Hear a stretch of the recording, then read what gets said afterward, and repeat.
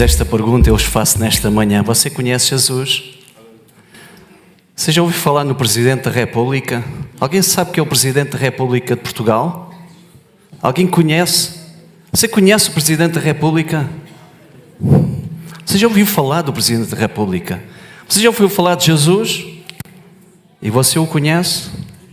Verdadeiramente você conhece Jesus? Esta é a grande questão nesta manhã.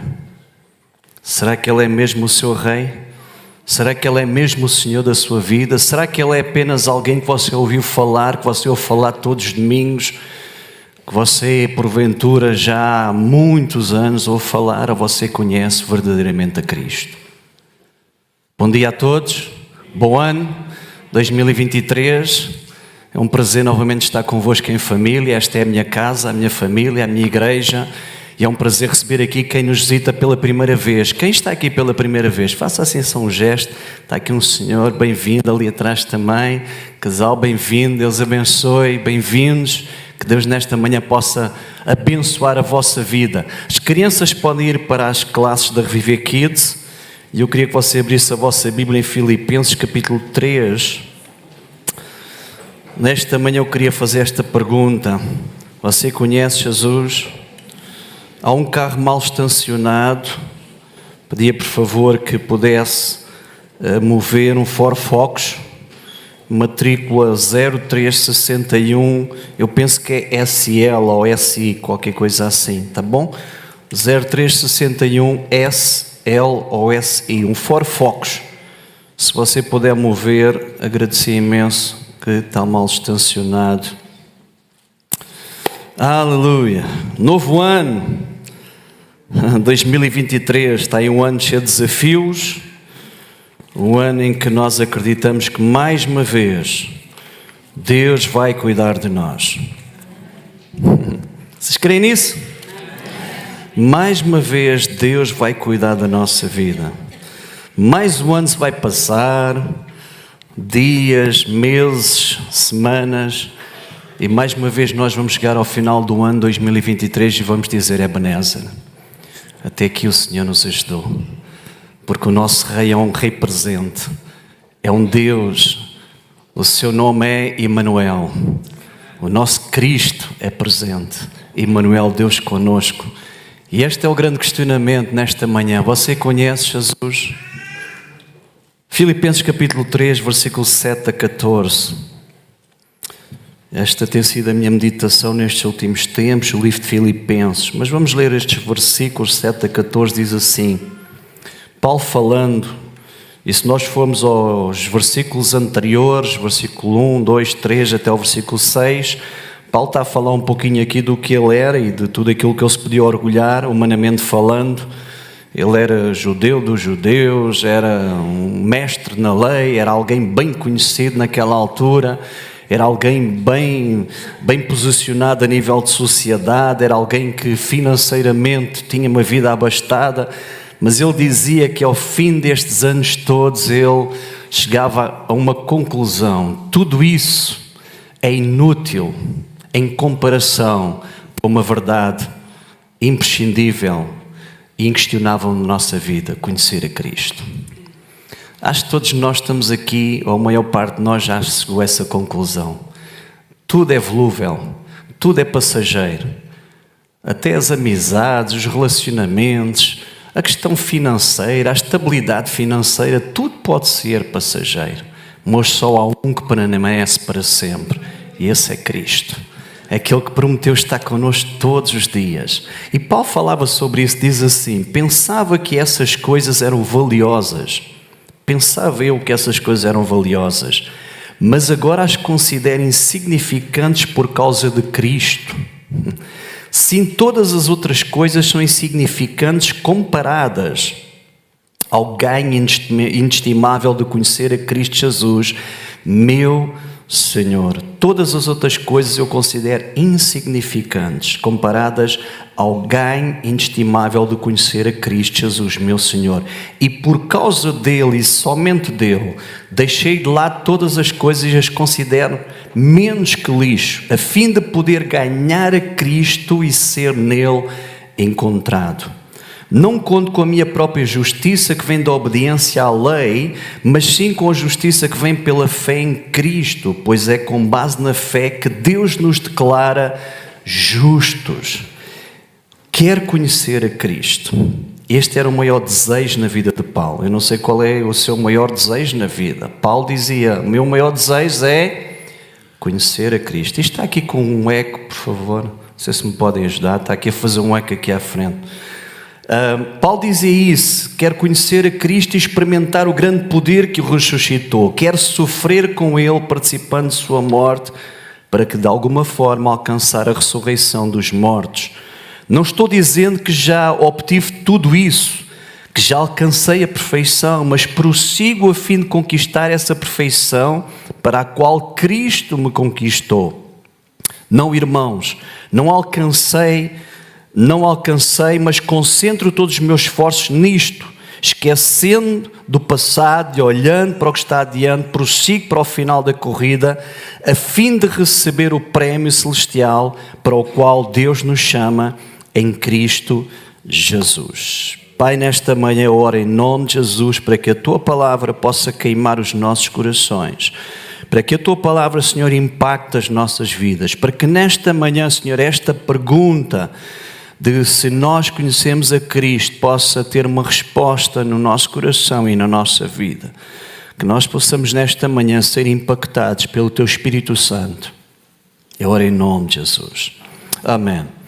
Paulo, nesta altura, só para nós situarmos aqui um bocadinho esta carta, Paulo, nesta altura, ele estava preso numa das suas prisões, na primeira prisão, e a carta de Filipos foi escrita, digamos assim, em resposta a uma oferta que Paulo recebeu de igreja, que a igreja lhe enviou através de um irmão na fé, e Paulo respondeu. Foi a primeira igreja que Paulo fundou na Europa Ocidental.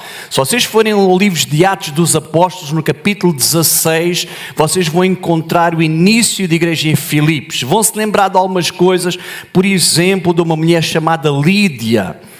E num tempo em que Paulo foi à oração e de repente há uma jovem que se levanta e começa a dizer: estes são, conforme diz aqui, estes homens nos anunciam o caminho da salvação, são servos do Deus Altíssimo. E esta jovem, diz a palavra de Deus, que ela tinha um espírito de adivinhação e que os seus senhores lucravam muito com isso. Ela não estava a dizer uma mentira, e eu quando estava a ler esta passagem lembrei-me, nem tudo o que parece ser verdade, não é? Ou nem tudo o que parece que é de Deus, neste caso não seria, era um espírito de adivinhação, e diz que Paulo, ele expulsa aquele espírito daquela jovem, e isso faz com que Paulo vá à prisão. Paulo foi preso, dá-se aquela situação, perto da meia-noite, Paulo e Silas estavam orando e louvando a Deus e de repente há um terremoto e abre as portas da prisão. Vocês lembram-se desta passagem? E quando o carcereiro quer tirar a sua própria vida, Paulo diz: não faças isso porque todos nós estamos aqui. E diz que toda a família do carcereiro se converteu e foi o início da igreja em Filipos, aquele episódio que nós conhecemos. É interessante nós entendermos outra coisa. Paulo se converteu, e os irmãos vão entender porque é que eu dou a dar este contexto assim. Paulo se converteu e tinha mais ou menos entre 28 a 30 anos, portanto no ano 35 depois de Cristo. Escreveu a carta aos Filipenses no ano 62, ou seja, mais ou menos 27 anos depois dele se ter convertido. Já era uma caminhada. Paulo já tinha escrito 8 cartas. Todas as cartas às igrejas já tinham sido escritas. Coríntios, a carta à igreja em Tessalónica, etc, etc. Todas essas, Romanos, já tinham sido escritas. Quando Paulo estava na prisão, desta vez Paulo escreveu 4 cartas nesta prisão. Escreveu Efésios, Filipenses, Colossenses e a carta a Filemão. As últimas cartas de Paulo foram cartas pessoais. Mas aquilo que eu queria chamar a vossa atenção é que Paulo já tinha uma caminhada na fé. Paulo já tinha 27 anos de ministério. perto de 27 anos, entre 27 anos a 30 anos. Ou seja, Paulo já tinha visto muitos milagres, muitos livramentos. Paulo já tinha visto coisas incríveis acontecer. Paulo já tinha começado N igrejas. Paulo já tinha sido um homem que tinha vivido até este tempo coisas incríveis. Paulo tinha visto, se calhar, aquilo que nenhum de nós ainda viu.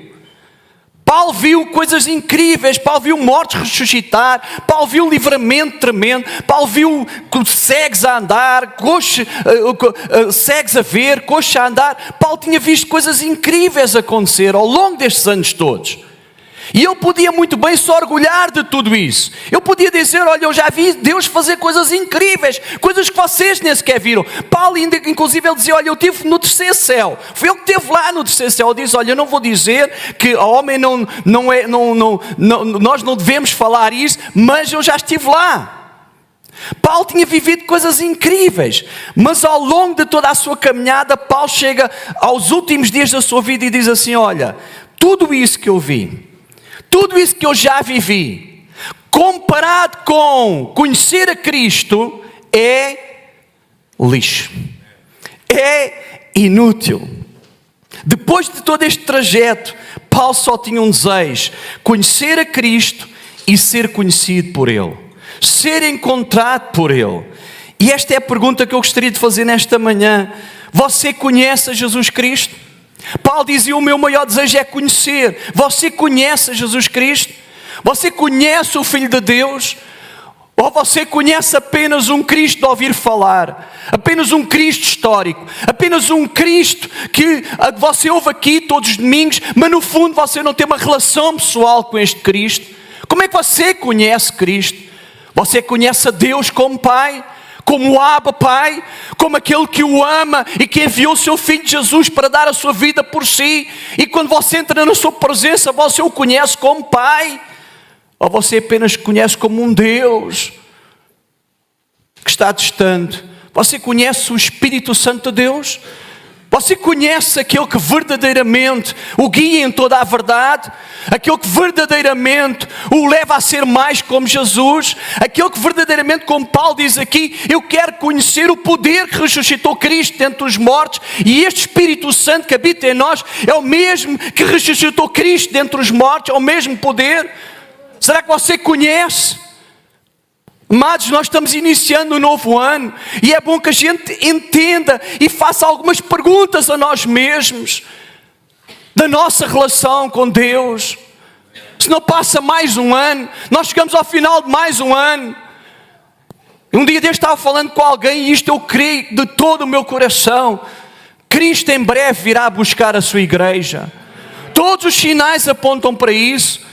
Às vezes nós ficamos surpreendidos com uma série de sinais que vemos, mais uma série de cheias que houve em Lisboa, aqui no Porto. Vocês viram o que aconteceu aqui no Porto ontem? Vocês ouviram as notícias? E nós dizemos, uau, coisas tremendas estão a acontecer, coisas que nunca aconteceram. Ouça, não é surpresa para quem conhece a palavra, porque isto já estava previsto na palavra. Isto são sinais que em breve Jesus virá. Maranata, ora vem, Senhor Jesus. Amém. Qual é o seu maior alvo, o seu maior objetivo na vida? Se eu lhe fizesse esta pergunta, qual é o seu maior objetivo na vida? Se eu fizesse esta pergunta a Paulo, Paulo certamente responderia: o meu maior objetivo, aquilo que eu considero todas as coisas como inúteis, é conhecer Cristo e ser conhecido dele. Este é o meu maior objetivo na vida. Qual é o seu maior objetivo? Não tem mal nós ansiarmos por ter uma boa posição financeira, por ter um sucesso a nível profissional, por podermos estudar mais, por termos mais conhecimento, por podermos estar mais, uma estabilidade financeira maior. Nada disso é errado. Mas, amados, qual é o nosso maior alvo? Qual é o nosso maior desejo? O que é que nos move em cada dia? O que é que nos faz respirar? Qual é a nossa busca? Paulo dizia conhecer a Cristo e ser conhecido dele. 2 de Coríntios, queria que vocês viessem comigo rapidamente a 2 de Coríntios, capítulo 5. 2 de Coríntios, capítulo 5, versículo 16 e 17. Possivelmente o versículo 17 é um dos versículos mais conhecidos da Bíblia. A maior parte de nós conhece o versículo 17, 2 Coríntios, capítulo 5. Diz assim que se alguém está em Cristo, nova criatura é, as coisas velhas já passaram, eis que tudo se faz novo. Vocês conhecem este versículo, não conhecem? Mas eu queria que a gente viesse ao versículo 16, porque o versículo 16 possivelmente a maior parte das pessoas não o conhece, ou não lê, ou não medita nele. Versículo 16 diz assim: portanto, não avaliamos mais ninguém do ponto de vista humano. Em outros tempos, pensávamos em Cristo apenas do ponto de vista humano, mas agora o conhecemos de modo bem diferente. Paulo estava dizendo assim: olha, nós podemos conhecer a Cristo de uma forma humana, nós podemos pensar em Cristo de uma forma humana, nós podemos ver apenas Cristo de uma forma humana, mas agora é bom que a gente o conheça de forma diferente. É bom que a gente conheça Jesus de forma bem diferente. Logo, todo aquele que está em Cristo tornou nova criatura, ou nova criação. A vida velha acabou e uma nova vida teve início. Então Paulo diz assim, amados: agora nós conhecemos Cristo de modo diferente. Antigamente nós o conhecíamos de uma forma humana. E a minha questão é esta: será que nós ainda hoje podemos conhecer Cristo apenas de uma forma humana? Se calhar é assim que nós conhecemos a Cristo. O que é conhecer a Cristo de uma forma humana? Vamos pensar em 3 coisas muito simples. Primeiro, conhecer Cristo de uma forma humana é viver de um modo apenas focado no interesse pessoal. Eu conheço Deus e eu caminho com Deus porque Ele supre as minhas necessidades. Porque na verdade Ele é um Deus que quando eu preciso de alguma coisa, Ele está lá para suprir as necessidades e me ajudar. É uma relação utilitária.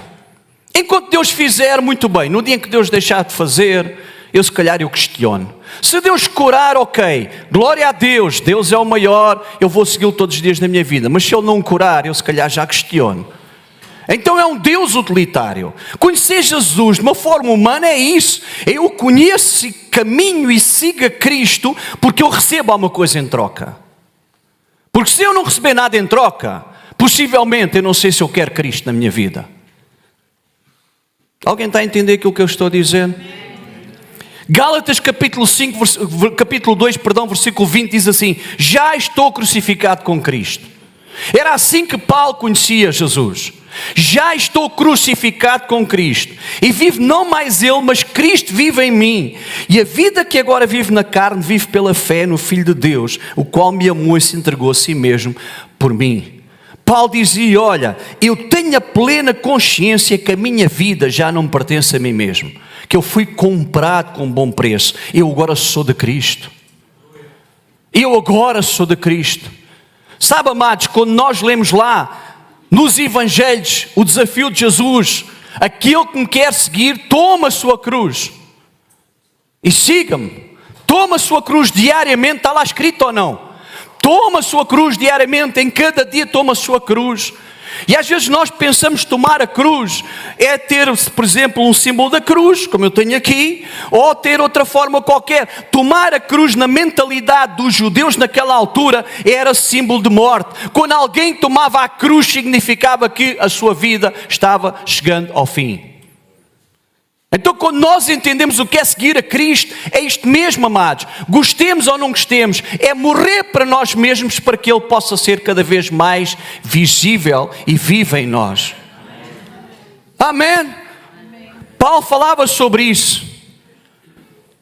O que é que nos move hoje a caminhar com Cristo? Qual é o nosso interesse em seguir a Cristo? Possivelmente a cura de alguma enfermidade, o suprimento de alguma necessidade, uma realização pessoal. Quem sabe a salvação de um familiar, ser abençoado. Todos nós temos objetivos em seguir a Cristo, mas quais são? O que é que nos leva a seguir a Cristo? Quando eu estava a pensar nisto, eu lembrei-me de uma passagem que possivelmente alguns de vocês já se lembraram. João capítulo 6. Eu vou ler alguns versículos, versículo 22 a 26 diz assim: no dia seguinte a multidão que tinha ficado do outro lado do mar notou que ali havia apenas um pequeno barco e que Jesus não tinha entrado nele com os seus discípulos. tendo estes partido sozinhos. Entretanto, outros barquinhos de Tiberíades se aproximaram do lugar onde a multidão havia comido o pão, depois que o Senhor deu graças, aquele milagre da multiplicação dos pães. Quando aquela multidão viu que Jesus não estava ali, nem os seus discípulos, entraram nos barcos e partiram para Cafarnaum, à procura de Jesus. E tendo-o encontrado no outro lado do mar, lhe perguntaram: Mestre, quando o Senhor chegou aqui? Jesus respondeu: em verdade, vos digo que vocês estão me procurando não porque viram milagres, mas porque comeram os pães e ficaram satisfeitos e saciados. Porquê é que aquelas pessoas procuravam Jesus? Porque Jesus saciou-se a fome deles, ou não? Porque Jesus saciou a fome deles. Eles procuraram Jesus, porquê? Porque eles queriam, mais uma vez, que Jesus saciasse a fome deles. Eles não procuraram Jesus para conhecer Jesus. Eles procuraram Jesus porque Jesus supria as suas necessidades. Vamos ler mais. Versículo 60. Muitos, pois, dos seus discípulos, Jesus depois começa a ter aqui um discurso um bocado duro de ouvir, e diz: muitos dos seus discípulos, ouvindo isto, disseram: duro é este discurso, que eu pode ouvir. Versículo 66 a 69. Desde então, muitos dos seus discípulos voltaram para trás e já não andavam com ele. Então perguntou Jesus aos 12: quereis vós também retirar-vos? Respondeu Simão Pedro: Senhor, para que iremos nós? Tu tens as palavras da vida eterna. Nós queremos e conhecemos, tu és o Cristo, o Santo de Deus. Nós queremos e conhecemos que verdadeiramente tu és Cristo, o Santo de Deus. Então Jesus dá um discurso duro por causa das pessoas que andavam com ele só por interesse. E sabe o que é que aconteceu? Em vez de eles reconhecerem, a maior parte deles o que é que fizeram? Foram embora. Porquê? É um discurso duro de ouvir. E se calhar nesta manhã este também é um discurso duro de ouvir. Se calhar nesta manhã, se calhar este também é um discurso que não é fácil de ouvir. Você conhece Jesus? Porquê é que você anda com Jesus? O que é que o traz aqui nesta manhã? Ou o que é que o leva a ficar em casa nesta manhã? Não sei. É uma pergunta lícita ou não? O que é que nos faz seguir a Cristo? Se hoje acontecesse, Jesus chegar ao pé de nós e dizer assim: meus amigos, a partir de hoje, vocês andam comigo por aquilo que eu sou, não por aquilo que eu vos dou. Não vos dou mais nada. Acabou. Quando vocês pedirem, não há. Se calhar a gente achava o discurso duro. Se calhar alguns de nós consideravam em continuar a seguir a Cristo ou não. Se calhar alguns de nós colocariam em causa se valeria a pena a gente sair do nosso lar para vir aqui de manhã adorar a um Deus que não nos dá nada, quando no fundo já nos deu tudo. O maior tesouro que cada um de nós pode ter é a salvação em Cristo Jesus. Este é o maior tesouro. Não há ouro nem prata que possa pagar, não há riqueza nenhuma, não há nada que você possa fazer, que você possa, de alguma forma, comprar ou pagar, ou seja o que for, a salvação. Não há nada. Eu lembrei-me de outra passagem, quando Filipe chega perto de Jesus lá em João capítulo 14 e diz: Senhor, mostra-nos o Pai, que isso é suficiente, isso nos basta. E Jesus diz uma coisa muito interessante, diz assim: Filipe, vocês ainda não conhecem o Pai? Eu já ando há tanto tempo convosco e vocês ainda me pedem: mostra-nos o Pai. Quem me vê a mim, vê o Pai. Amados, há quanto tempo nós andamos com Jesus? Há quanto tempo você anda com Jesus? Há quantos anos você anda com Jesus? Alguns nasceram na igreja. Alguns nasceram, como a gente costuma dizer, nos bancos da escola dominical. O meu filho, André, com 7 dias foi apresentado na igreja. A partir daí era o crente mais novo da igreja. Não falhou um culto. E às vezes ia a 3 cultos ao domingo. Ele é que era um crente fiel. Alguns de nós conhecemos Jesus há 30 anos, 40 anos, 50 anos, 10 anos, 1 ano. Há quanto tempo a gente conhece Jesus? A gente verdadeiramente conhece Jesus? Será que a idade espiritual, a nossa idade espiritual, isso é revelado em maturidade? Isto hoje está muito soft, está muito quente aqui dentro.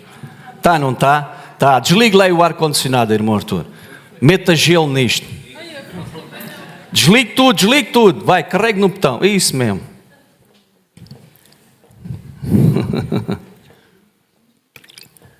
Ainda vai aquecer mais. Amém. Viver apenas nesta dependência. Segundo lugar, o que é viver de conhecer a Cristo de uma forma humana, natural? É viver apenas na aparência e dependência do sobrenatural. É apenas viver com Deus na busca do milagre. Não é? Se for um culto muito aqueles cultos assim, muito coisa, ei, glória a Deus, grande culto. Mas se não for um culto assim, a gente já mete em causa se Deus esteve presente. Como se a nossa relação com Ele dependesse, não é, de todos estes sobrenaturais que pode haver. Eu acredito no sobrenatural, amados. Eu acredito na presença do Espírito Santo aqui neste lugar. Eu acredito que quando está o Espírito de Deus é a liberdade. Eu acredito num Deus que salva, que cura, que faz milagres, que opera maravilhas. Um Deus que continua a salvar, a curar, a libertar. Um Deus que continua a ressuscitar mortos. Eu acredito nisso tudo. Eu acredito num Deus que faz milagres. Eu continuo a acreditar. Mas a minha fé não depende disso. A minha relação com Deus não depende do milagre que Ele faz ou não. Não depende disso. Mateus 7:20 diz assim. Mateus 7, capítulo 7, versículo 20 a 23 diz: portanto, pelos seus frutos os conhecereis. Pelos seus frutos os conhecereis. Nem todo o que me diz Senhor, Senhor entrará no reino dos céus, mas aquele que faz a vontade do meu Pai que está nos céus. Muitos dirão naquele dia: Senhor, Senhor, não profetizamos nós em Teu nome, e em Teu nome não expulsamos demónios, e em Teu nome não fizemos muitas maravilhas? Então lhes direi abertamente: nunca vos conheci, apartai-vos de mim, vós que praticais a iniquidade. Uau! Isto é muito duro de ouvir, não é? Deus pode usar alguém que não o conhece? Sim, sim. Pode, com certeza. Deus pode usar quem Ele quiser ou não. Vocês já andam pela Bíblia e vê Deus usar situações que a gente diz: oh, uau, até uma burra falou? Ou não? Deus usou coisas incríveis na Bíblia para falar ao homem. Formas incríveis. Agora o meu questionamento é este: será que nós procuramos mais os milagres de... Vocês já ouviram isto? Nós procuramos mais os milagres de Deus ou o Deus dos milagres? Quem é que nós queremos mesmo conhecer? Nós dependemos do quê? Do que Deus faz ou de quem Ele é? Quando alguém o procura com intenção somente daquilo que você faz, não por aquilo que você é, o que é que você acha que essa relação é? Como é que você se sente nessa relação? Ouça. Procurar mais a visibilidade do sobrenatural e público do que a visibilidade da intimidade.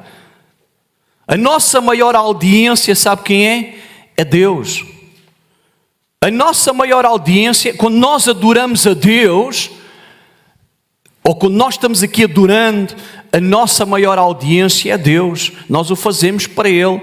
Quando nós ministramos, aquilo que eu mais quero é que agrade o coração de Deus. Claro que eu quero que toque na vossa vida, claro que eu quero que impacte a vossa vida, claro que eu quero que mude a vossa vida, claro que eu quero que esta semente seja uma semente lançada em boa terra, claro que eu quero que isso tudo aconteça, mas acima de tudo eu quero agradar a Deus. Eu quero que Ele se agrade. Não quero sair daqui em que todos vocês se agradaram e Deus não. Eu prefiro que Ele se agrade e vocês se agradem. Eu prefiro que Ele fique alegre comigo, ainda que vocês fiquem chateados comigo no final. Porque o pastor foi muito duro, porque o pastor prega uma palavra dura de ouvir. Mas se Deus mandou falar, a gente tem que falar. Porque eu quero é agradar a Cristo. Eu oro para que Deus nesta manhã fale ao nosso coração. Ouça, se você não conhecer Deus na intimidade, dificilmente você o vai conhecer. Se você não conhecer Deus na intimidade, dificilmente você o vai conhecer. Sabe porquê? Porque você pode conhecer o Presidente da República em Portugal, ou saber o nome dele, saber a história toda dele, conhecer o percurso político todo dele, até ter sido aluno dele na universidade. Você pode conhecer muita coisa do nosso Presidente da República, mas no fundo é a intimidade que vai trazer o conhecimento. Aquele conhecimento. As pessoas só nos conhecem quando são mais íntimos de nós, ou não? Quem são as pessoas que melhor nos conhecem? Quem é a pessoa que melhor me conhece a seguir a Deus? É a minha esposa, ou não? Ouça, se você não edificar a sua casa com fundamentos e alicerces profundos em Cristo, dificilmente quando chegar as tempestades você vai ficar de pé. E a gente vê isto tantas vezes, gente que às vezes há o menor vento põe logo tudo em causa.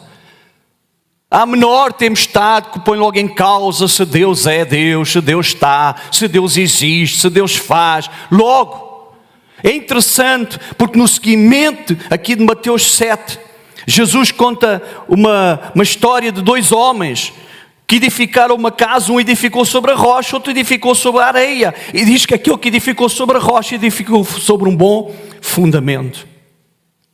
Sobre um fundamento estável.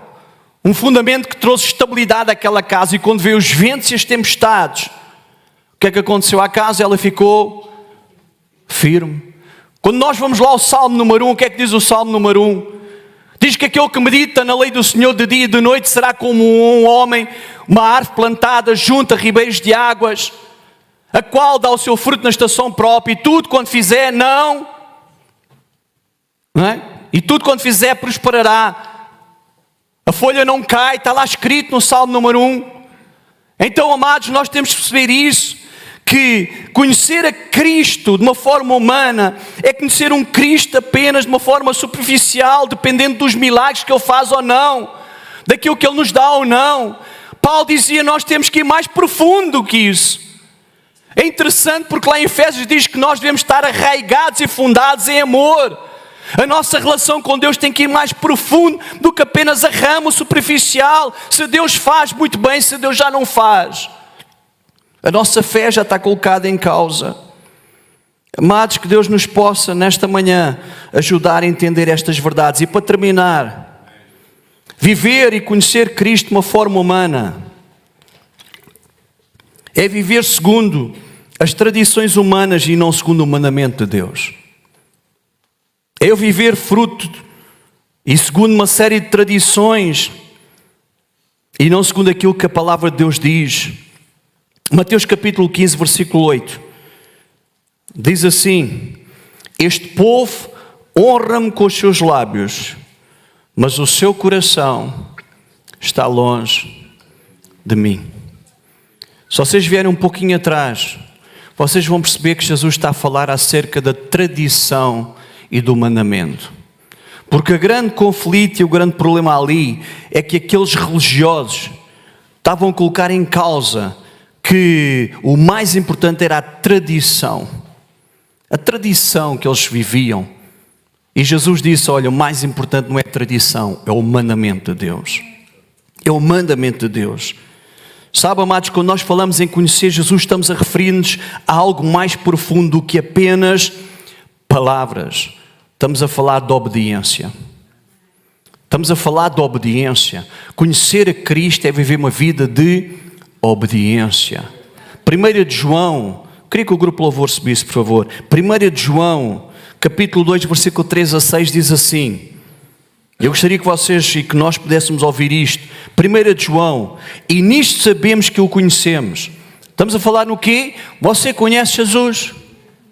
Você conhece Jesus? Então João dá uma resposta. Nisto nós sabemos que o conhecemos, se guardamos os seus mandamentos. Uau! Nisto sabemos que o conhecemos. Como é que você sabe que conhece a Cristo? Se vive de acordo com a sua palavra, se pratica a sua palavra, porque aquele que ouve a palavra e a pratica, Jesus diz, é igual ao homem que edifica a sua casa sobre a rocha. Quando vier os momentos difíceis, ele fica firme. Porquê? Porque ele conhece a Cristo. E quando nós conhecemos a Cristo e a nossa vida está alicerçada nele e somos conhecidos dele, venha o que vier. A gente até pode cair uma vez, mas levanta. Cai segunda, mas levanta. Porque a gente sabe que Deus é por nós. Porque o Espírito Santo em nós traz essa revelação e testifica que nós somos filhos de Deus. Mas diz mais, aquele que diz eu conheço e não guarda os seus mandamentos é... Não percebi. E nele não está a verdade, não sei o que estou a dizer. É João quem está. Sabe, este é o apóstolo do amor. Imagina um homem tão amoroso como João dizer uma coisa destas. Hã? Mas sabe, eu tenho percebido, amados, quando nós amamos, nós falamos a verdade. Você quer alguém que fale verdade consigo, procura alguém que o ama. Está a entender uma coisa que eu estou a dizer? Aquelas pessoas que nos dizem apenas aquilo que a gente quer ouvir, a gente tem que pôr aqui um bocado em questão, em causa, o seu verdadeiro amor por nós. Mas continua, diz assim: mas qualquer que guarda a sua palavra, o amor de Deus está nele verdadeiramente aperfeiçoado. Nisto conhecemos que estamos nele. Aquele que diz que está nele, também deve andar como ele andou. Então, se eu digo que eu conheço a Cristo, que Cristo está em mim, a minha conduta deve mostrar Cristo. A minha vida deve mostrar Cristo. Se eu digo que conheço a Cristo de uma forma profunda, pessoal, não apenas de uma forma humana, superficial, mas de uma forma profunda, uma forma de intimidade, então a minha vida tem que refletir isso nas minhas ações e minhas palavras. Amém? Paulo dizia que o seu maior objetivo na vida era conhecer e ser conhecido de Cristo. Eu queria ler só mais 2 versículos, muito rapidamente. 2 Coríntios 8:3 diz assim: mas se alguém ama a Deus, esse é conhecido dele. Se alguém ama a Deus, esse é conhecido dele. Eu quero ser conhecido de Deus. E aqui, amados, não estamos a falar o ser conhecido como eu conheço o Presidente da República. Não estamos a falar ser conhecidos como diz lá no Salmo 139, salvo erro, que desde o ventre da tua mãe te conheço. Deus conhece todas as coisas e conhece toda a gente.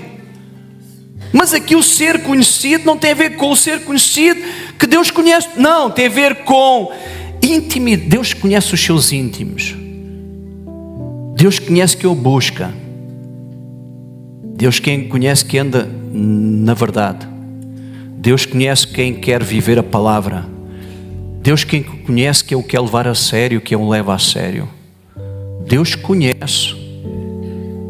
É muito interessante, porque a Bíblia diz que Deus se revela aos fiéis. Deus fala e traz revelação aos fiéis. Deus usa esses. Deus procura os fiéis da terra para que o sirvam. Está escrito isso ou não? Deus procura os fiéis da terra. Eu estava a dizer um dia destes a alguém, estávamos a falar sobre alguma coisa que nós temos de fazer aqui na igreja, e nós temos aqui uma série de coisas que precisamos. Olha, precisamos de gente para o bar, ali para ajudar no bar. Precisamos aqui uma série de situações que nós precisamos aqui na igreja de gente para ajudar. E eu estava a dizer a essa pessoa, porque a pessoa dizia: sou sempre eu. E eu disse à pessoa: olha, se queres que alguma coisa seja feita, pede a uma pessoa ocupada. Alguém percebeu o que eu disse? Se queres que alguma coisa seja mesmo feita, pede a alguém que já está ocupado.